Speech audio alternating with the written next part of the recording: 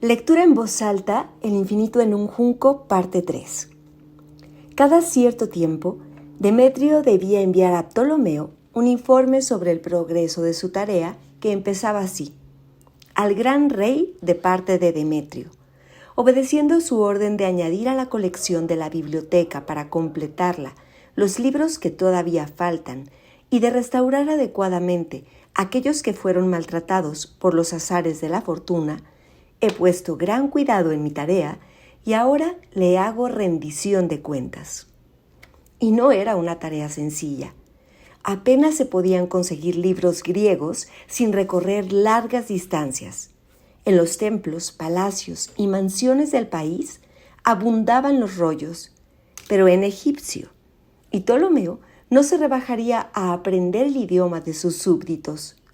Solo Cleopatra, la última de la estirpe, y según los testimonios, asombrosa políglota, llegó a hablar y leer la lengua faraónica.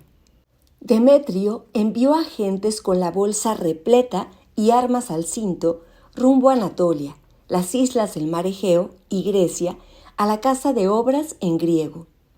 Por aquella misma época, como ya he contado, los oficiales de aduanas recibieron instrucciones de registrar todos los barcos que anclaban en el puerto de Alejandría y requisar cualquier texto que encontrasen a bordo.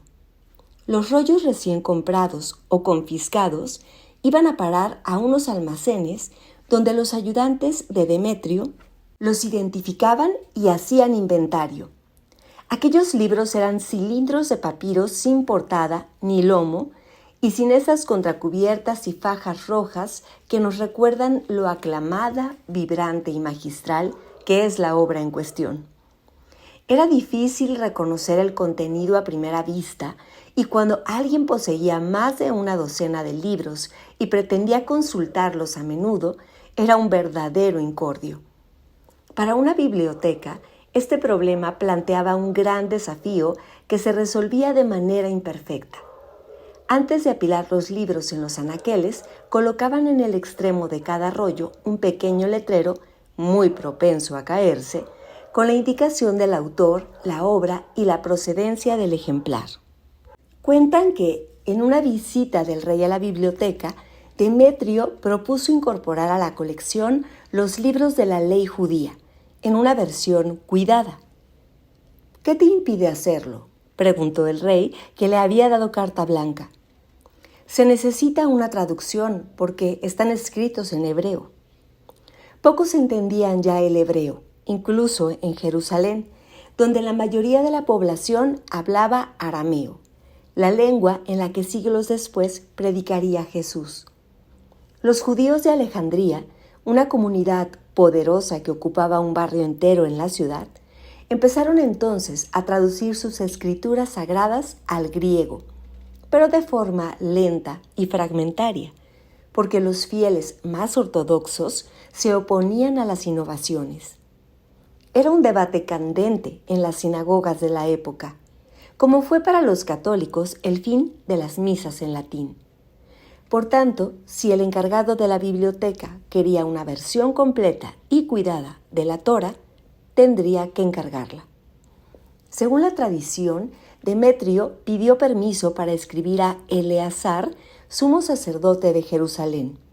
En nombre de Ptolomeo, le pidió que enviase a Alejandría eruditos expertos en la ley y capaces de traducirla. Eleazar respondió con alegría a la carta y a los regalos que la acompañaban. Tras un mes de viaje, a través de las arenas abrasadoras del Sinaí, llegaron a Egipto 72 sabios hebreos, 6 por cada tribu, la flor y nata de la doctrina rabínica, y fueron alojados en una mansión de la isla de Faro junto a la playa, inmersa en una paz profunda. Demetrio los visitaba a menudo con su personal para comprobar el avance del trabajo. En ese retiro tranquilo, se dice que acabaron la traducción del Pentateuco en 72 días y después volvieron a su ciudad. En recuerdo de esta historia, la Biblia griega se conoce como Biblia de los 70. Quien cuenta estos acontecimientos, un tal Aristeas, asegura haber asistido en persona. Hoy sabemos que el documento es una falsificación, pero hay datos reales agazapados entre el ramaje de esa fábula. El mundo estaba cambiando y Alejandría era su espejo. La lengua griega se estaba convirtiendo en la nueva lengua franca. No era, claro, el idioma de Eurípides y Platón, sino una versión asequible que llamaban koiné, algo parecido a ese inglés renqueante con el que nos entendemos en los hoteles y aeropuertos en vacaciones. Los reyes macedonios habían decidido imponer el griego en todo el imperio como símbolo de dominio político y supremacía cultural, dejando al prójimo el esfuerzo de aprenderlo si querían hacerse atender. No obstante, algo de la Universidad de Alejandro y Aristóteles había calado en su orgullosa mollera chauvinista. Sabían que necesitaban comprender a sus nuevos súbditos para poder gobernarlos. Desde esa óptica se explican los esfuerzos económicos e intelectuales por traducir sus libros, y especialmente sus textos religiosos, que son mapas de las almas. La Biblioteca de Alejandría no nació solo para ofrecer un refugio al pasado y su herencia. Era también la avanzadilla de una sociedad que podríamos considerar globalizada, como la nuestra. Esa primitiva globalización se llamó helenismo. Costumbres, creencias y formas de vida comunes arraigaron en los territorios conquistados por Alejandro desde Anatolia hasta el Punjab. La arquitectura griega era imitada en lugares tan remotos como Libia o la isla de Java. El idioma griego servía para comunicarse a asiáticos y africanos. Plutarco asegura que en Babilonia leían a Homero y que los niños de Persia, de Susa y de Gedrosia, región hoy repartida entre Pakistán, Afganistán e Irán, cantaban las tragedias de Sófocles y Eurípides. Por los caminos del comercio, la educación y el mestizaje, una gran parte del mundo empezó a experimentar una llamativa asimilación cultural. El paisaje desde Europa a la India estaba salpicado de ciudades con rasgos reconocibles, calles amplias que se cruzaban en ángulo recto según el trazado hipodámico, ágoras, teatros, gimnasios, inscripciones en griego y templos con frontones decorados. Eran los signos distintivos de aquel imperialismo, como hoy lo son la Coca-Cola, los McDonald's, los anuncios luminosos, los centros comerciales, el cine de Hollywood y los productos de Apple que uniformizan el mundo. Igual que en nuestra época, había fuertes corrientes de descontento. En los pueblos conquistados, muchos súbditos se resistían a que los colonizaran los invasores, pero también había cascarrabias griegos que recordaban tiempos de aristocracia, independencia y no se adoptaban a la nueva sociedad cosmopolita. Ah, la pureza perdida del pasado. De repente surgían extranjeros piojosos en todos los rincones.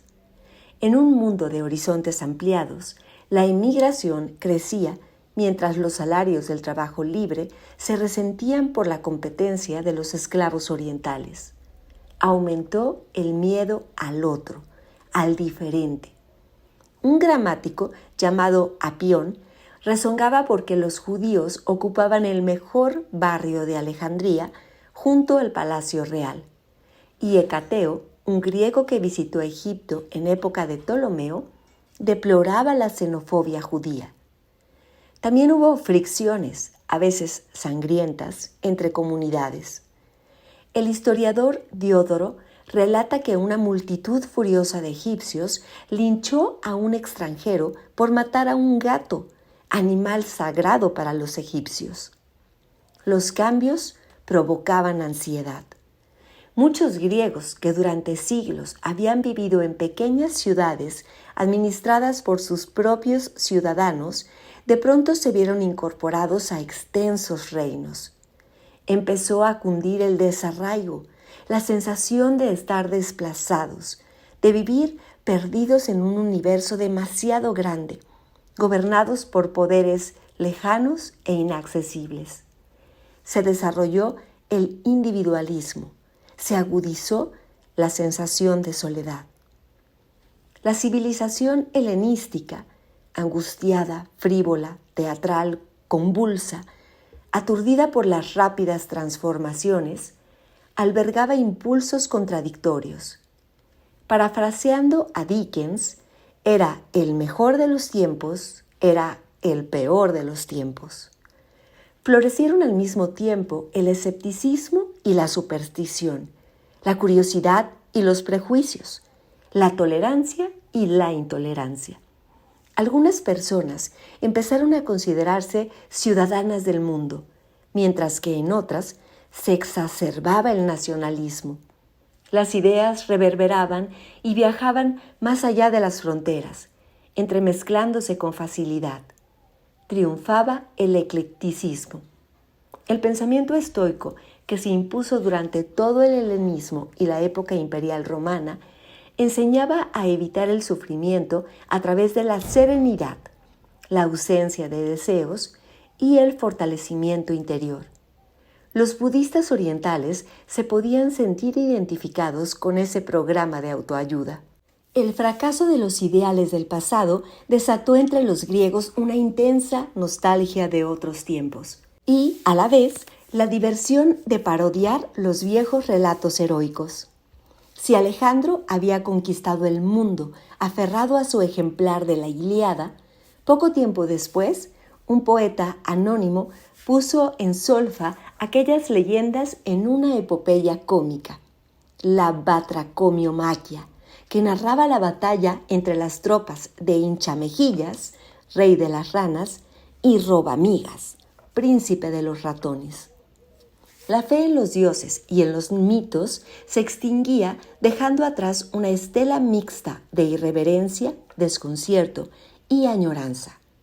Décadas más tarde, Apolonio de Rodas, nostálgico bibliotecario de Alejandría, homenajeó la épica antigua en su poema sobre las aventuras de Jasón y los argonautas.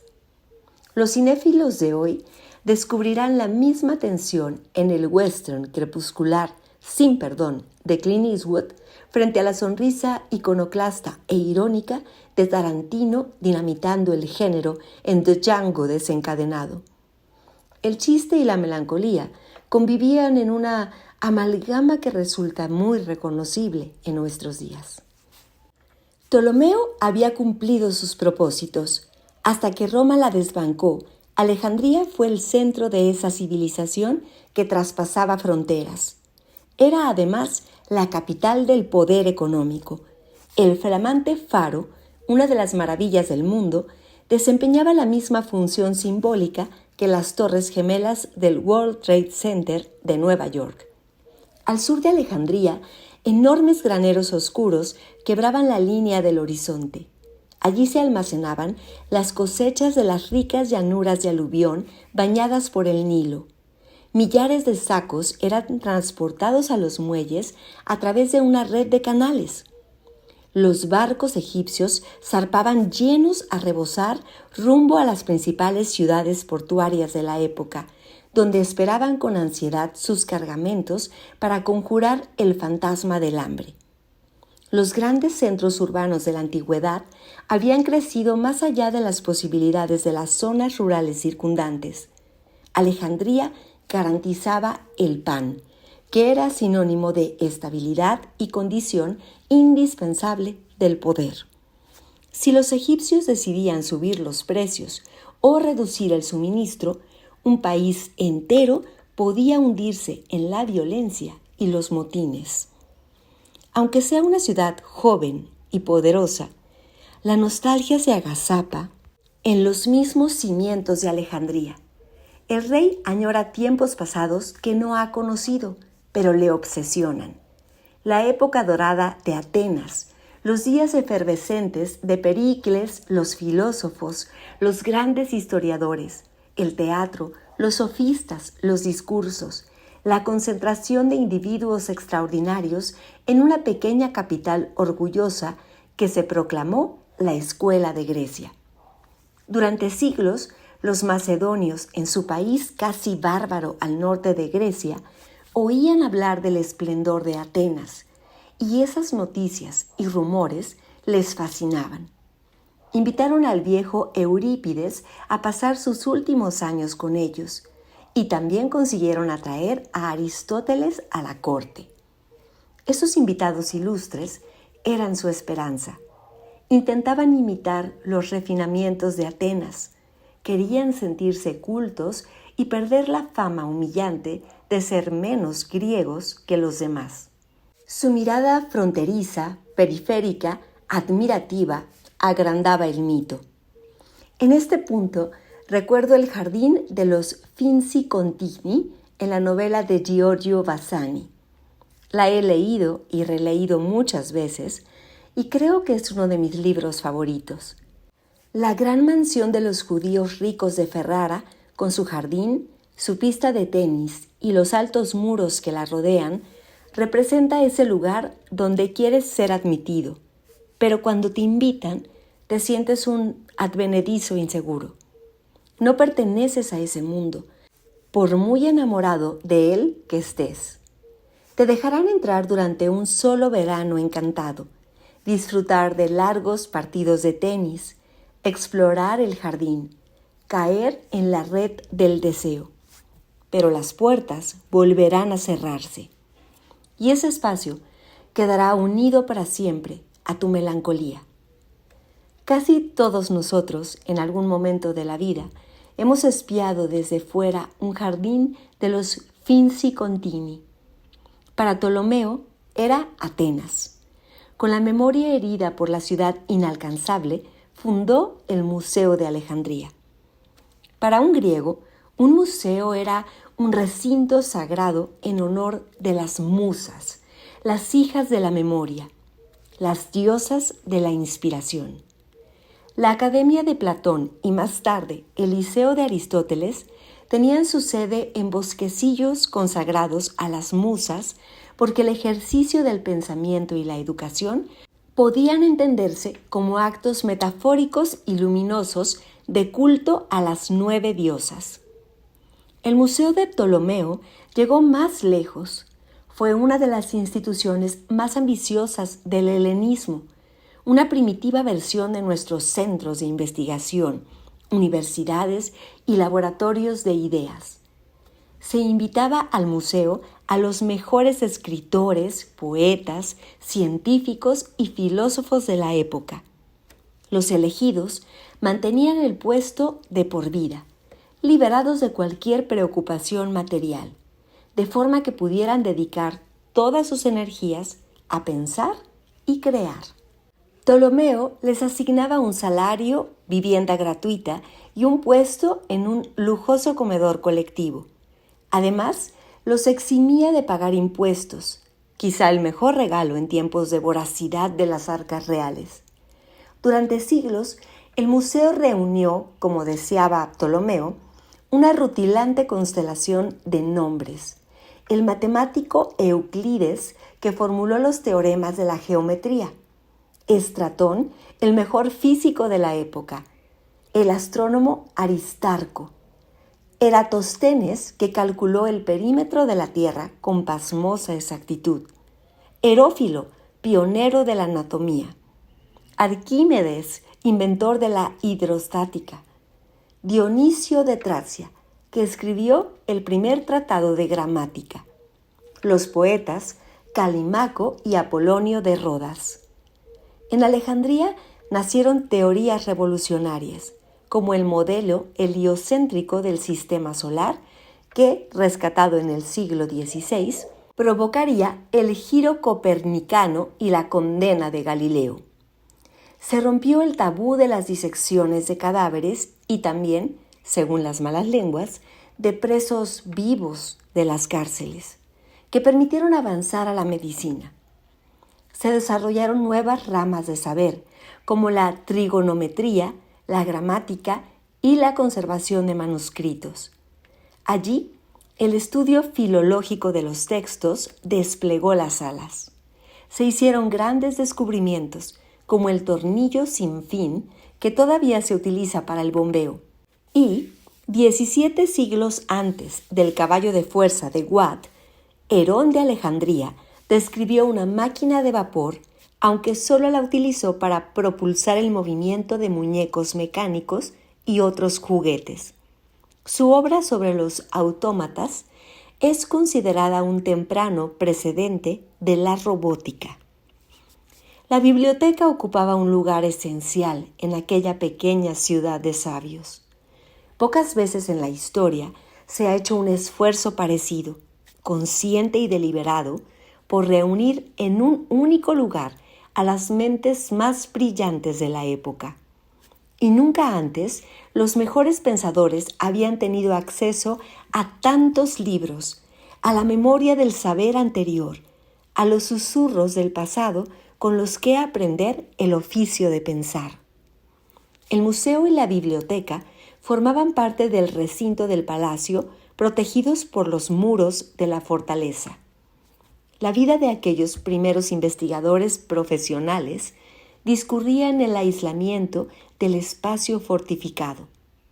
Su rutina consistía en celebrar conferencias, clases y discusiones públicas, pero por encima de todo dominaba la silenciosa investigación. El director de la biblioteca era además el maestro de los hijos del rey. Al caer el sol, cenaban todos juntos en una sala donde a veces el propio Ptolomeo se unía al banquete para escuchar las conversaciones, sus duelos de ingenio, sus hallazgos y sus vanidades. Quizá pensaba que había conseguido crear su propia Atenas, su jardín amurallado. Gracias a un autor satírico de la época, conocemos las costumbres de los miembros del museo. Tranquilos estudiosos, aliviados de toda preocupación, protegidos de la intemperie de sus tiempos. En la populosa tierra de Egipto, dice el poeta y humorista, engordan muchos eruditos que garabatean libros y se dan picotazos en la jaula de las musas. Otro poema hacía regresar a un escritor del mundo de los muertos para aconsejar a los habitantes del museo que no sintiesen tanto resentimiento unos hacia otros. En efecto, los picotazos eran un asunto corriente entre aquellos sabios de descansada vida, retirados del mundanal ruido. Las fuentes históricas reflejan discordias, celos, cólera, rivalidades y maledicencia entre ellos. Nada que no suceda en nuestros actuales departamentos universitarios con sus pequeñas e interminables contiendas. En nuestros días se ha desatado una enfurecida competición por levantar el rascacielos más alto del mundo. Alejandría en su momento entró en la lucha. El faro de la ciudad fue durante muchos siglos una de las construcciones más altas del mundo. Era el emblema de la vanidad real. Ese edificio icónico, como la Ópera de Sídney o el Museo Guggenheim de Bilbao, que es el sueño erótico de los gobernantes. Y se convirtió además en el símbolo de una época dorada de la ciencia. Al principio, Faro era un lugar. Así se llamaba la isla del delta del Nilo con la que soñó Alejandro y donde decidió fundar la ciudad. En el mar Báltico, otra pequeña isla se llamó Faro. Allí rodó Ingmar Bergman su película Como en un espejo, entre muchas otras, y allí se retiró para vivir como un ermitaño abismado.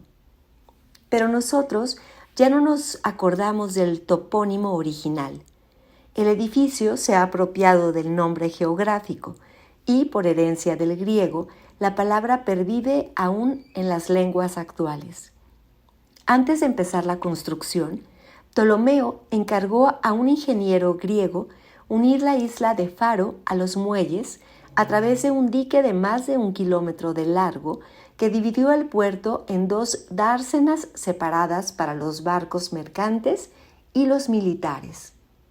En el centro del enjambre de barcos se alzó la Gran Torre Blanca. Los árabes que todavía la vieron en pie en época medieval describen una estructura de 3 cuerpos, cuadrado, octagonal y cilíndrico, comunicados por rampas. En la cima, a una altura de unos 120 metros, había un espejo que reflejaba el sol del día y el resplandor de una hoguera por la noche. En el silencio nocturno, los esclavos subían por las rampas con cargas de combustible que mantenían vivo el fuego. La leyenda envuelve al espejo del faro. En aquel tiempo, las lentes eran alta tecnología, objetos fascinantes capaces de transformar la mirada y el mundo. Entre los científicos del museo que intentaban abrir todos los caminos del conocimiento, también hubo expertos en óptica. Bajo sus órdenes se labraría el gran espejo.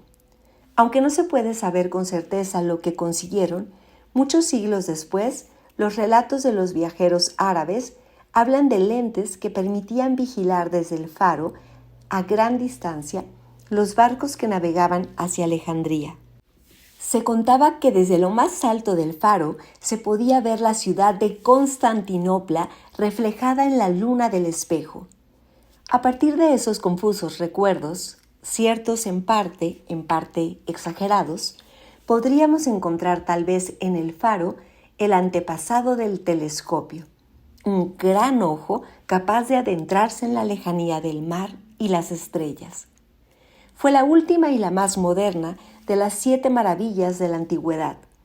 Simbolizaba lo que Alejandría quería ser, la ciudad faro, el centro del eje de coordenadas, la capital de un mundo ampliado, la señal luminosa que guiaba y dirigía el rumbo de todas las navegaciones.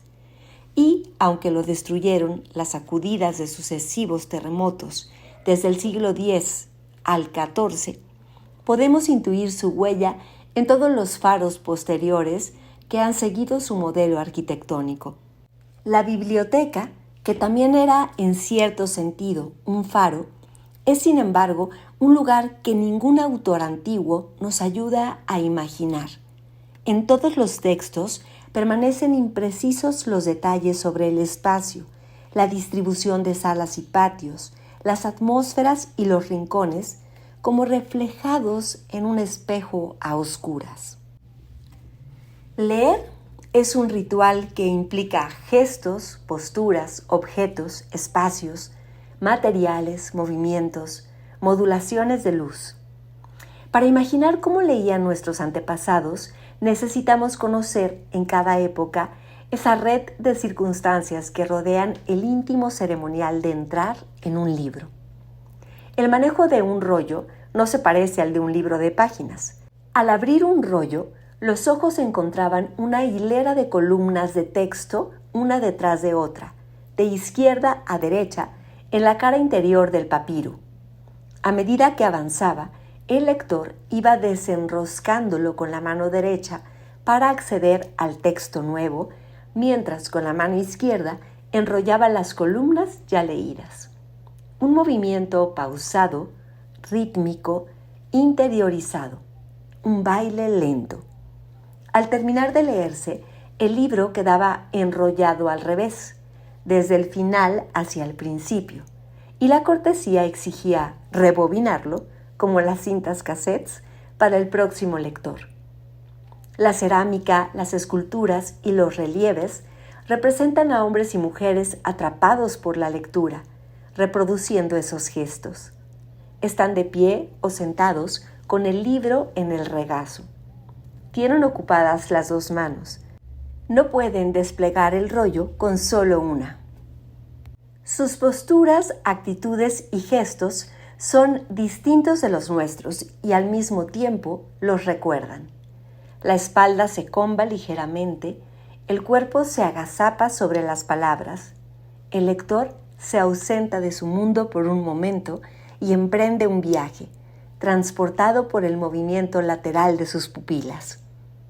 La Biblioteca de Alejandría acogió a muchos de aquellos viajeros inmóviles, pero no sabemos con certeza qué marco y qué lugares ofrecía para la lectura. Apenas hay descripciones, y las que tenemos son extrañamente vagas. Solo podemos conjeturar lo que ocultan esos silencios. La información más decisiva procede de un autor nacido en la actual Turquía, Estrabón, que llegó a Alejandría desde Roma en el año 24 a.C. para trabajar en un gran tratado geográfico con el que quería complementar sus investigaciones sobre historia. En la crónica de su paso por la ciudad, donde conoció el faro, el gran dique, el puerto, las calles en Damero, los barrios, el lago Mareotis y los canales del Nilo, dice que el museo forma parte del enorme palacio real. Con el paso de los siglos, el palacio se había ido ampliando, ya que cada rey le había añadido nuevas dependencias y edificios hasta que el conjunto llegó a ocupar, según Estrabón, 1/3 de la ciudad. En esa extensa fortaleza prohibida a la que pocos tenían acceso, Estrabón contempló un atareado microcosmos. Después de recorrerlo con mirada atenta, redactó una descripción del museo y del mausoleo de Alejandro, sin mencionar una sola palabra sobre la biblioteca. El museo, explica, comprende el perípato, una galería cubierta y adornada con columnas, la exedra, una zona semicircular al aire libre con asientos, y una sala grande, en la cual comen juntos los sabios. Viven en comunidad de bienes y tienen un sacerdote que es jefe del museo, antiguamente nombrado por los soberanos y ahora por Augusto. Eso es todo. ¿Dónde estaba la biblioteca?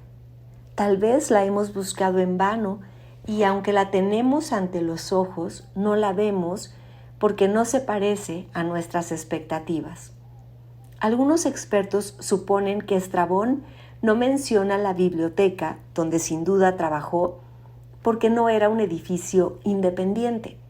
Quizá era un conjunto de nichos abiertos en los muros de la gran galería del museo.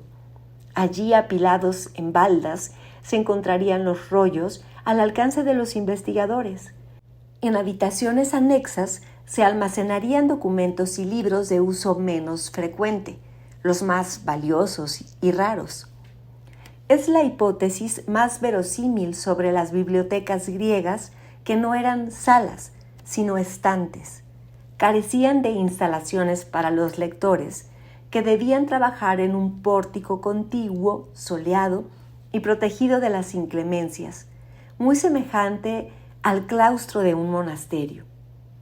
Si todo sucedía como imaginamos, aquellos lectores del Museo de Alejandría escogerían un libro y buscarían un asiento en la exedra, o se retirarían a sus alojamientos para recostarse, o leerían paseando lentamente entre las columnas y ante la mirada ciega de las estatuas.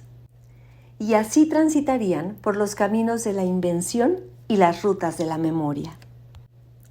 En nuestro tiempo, en cambio, algunos de los edificios más fascinantes de la arquitectura contemporánea son precisamente bibliotecas, espacios abiertos a la experimentación y al juego con la luz. Pensemos en la admirada Staatsbibliothek de Berlín, diseñada por Hans Scharoun y Edgar Wisniewski.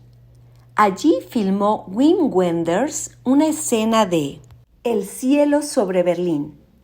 La cámara se desliza por la enorme sala de lectura abierta, asciende por las escaleras y se asoma al impresionante espacio vertical desde las pasarelas superpuestas que flotan como los palcos de un auditorio. La gente hormiguea bajo la luz cenital entre los bloques paralelos de estanterías, cargando pilas de libros pegados al vientre, o permanece sentada con variados gestos de concentración. La mano bajo el mentón, el puño sosteniendo la mejilla, un bolígrafo que gira entre los dedos como una hélice. Sin que nadie llegue a percibirlo, entra en la biblioteca un grupo de ángeles ataviados con esa memorable estética de los años 80. Amplios abrigos oscuros, jerseys de cuello alto y, en el caso de Bruno Ganz, el pelo recogido en una pequeña coleta. Como los humanos no pueden verlos, los ángeles se acercan con libertad, se sientan a su lado o les colocan una mano en el hombro. Intrigados, se asoman a los libros que están leyendo, acarician el lápiz de un estudiante, sopesando el misterio de todas las palabras que salen de ese pequeño objeto. Junto a unos niños, imitan, sin comprenderlo, el gesto de rozar las líneas con el dedo índice. Observan a su alrededor, con curiosidad y asombro, rostros ensimismados y miradas sumergidas en las palabras. Quieren entender qué sienten los vivos en esos momentos y por qué los libros atrapan su atención con tal intensidad. Los ángeles poseen el don de escuchar los pensamientos de las personas. Aunque nadie habla, captan a su paso un murmullo constante de palabras susurradas. Son las sílabas silenciosas de la lectura. Leer construye una comunicación íntima, una soledad sonora que a los ángeles les resulta sorprendente y milagrosa, casi sobrenatural. Dentro de las cabezas de la gente, las frases leídas resuenan como un canto a capela, como una plegaria. Al igual que en esta secuencia de la película, la biblioteca de Alejandría estaría poblada de rumores y bisbiseos a media voz. En la antigüedad, cuando los ojos reconocían las letras, la lengua las pronunciaba, el cuerpo seguía el ritmo del texto y el pie golpeaba el suelo como un metrónomo. La escritura se oía. Pocos imaginaban que fuera posible leer de otra manera. Hablemos por un momento de ti, que lees estas líneas. Ahora mismo, con el libro abierto entre las manos, te dedicas a una actividad misteriosa e inquietante, aunque la costumbre te impide asombrarte por lo que haces. Piénsalo bien. Estás en silencio, recorriendo con la vista hileras de letras que tienen sentido para ti y te comunican ideas independientes del mundo que te rodea ahora mismo. Te has retirado, por decirlo así, a una habitación interior donde te hablan personas ausentes, es decir, fantasmas visibles solo para ti. En este caso, mi yo espectral. Y donde el tiempo pasa al compás de tu interés o tu aburrimiento. Has creado una realidad paralela parecida a la ilusión cinematográfica, una realidad que depende solo de ti. Tú puedes, en cualquier momento, apartar los ojos de estos párrafos y volver a participar en la acción y el movimiento del mundo exterior. Pero mientras tanto, permaneces al margen, donde tú has elegido estar.